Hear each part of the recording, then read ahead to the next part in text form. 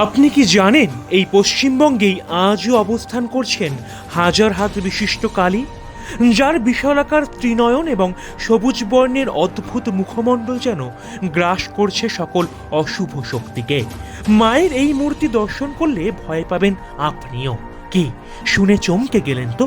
তাহলে আসুন আজ আমরা জেনে নিচ্ছি হাজার হাত বিশিষ্ট কালীর আসল রহস্য, যা শুনে অবাক হতেই হবে আপনাকে। বাংলার মাটি শক্তিপীঠ দ্বারা বেষ্টিত। জগতের সৃষ্টি স্থিতি সংহারকারিণী মহিষী মহাবিদ্যা মা কালী যুগ যুগ ধরে পরম শ্রদ্ধা, আন্তরিকতা ও গভীর ভক্তিতে এই বঙ্গভূমে নিত্য পূজিতা হচ্ছেন।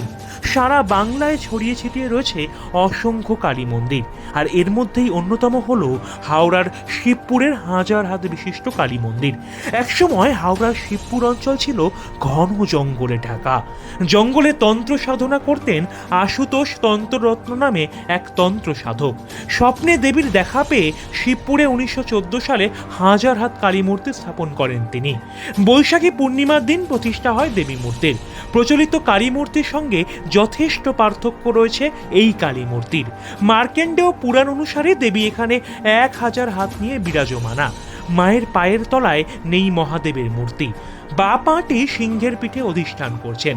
লাজে রাঙা হয়ে লাল টুকটুকে জিভ বের করা নয় মায়ের এই মূর্তির। প্রসন্ন উজ্জ্বল হাসি মাখা মুখ মায়ের। প্রত্যেক বছর বৈশাখী পূর্ণিমার দিন সাড়ম্বরে মায়ের উৎসব ও পুজো হয়। সুবিশাল মনোমোহিনী মূর্তি মায়ের। বিগ্রহটি তৈরি হয়েছে মার্কেন্ডেয় পুরাণের মধ্যম চরিত্রের 2য় অধ্যায়ের শ্লোক অনুসারে। বিশাল দেবী মূর্তির রূপদান করেছেন কুমোরটুলির প্রিয়নাথ পাল। মহিষাসুরকে বধের সময় দেবীর পদতলে ছিলেন না ভগবান শিব, তখন মায়ের সহস্র হাত সংহারকারিণী মূর্তি। রক্তবীজ বধের সময় মায়ের পদতলে শিবের অধিষ্ঠান দেখা যায়।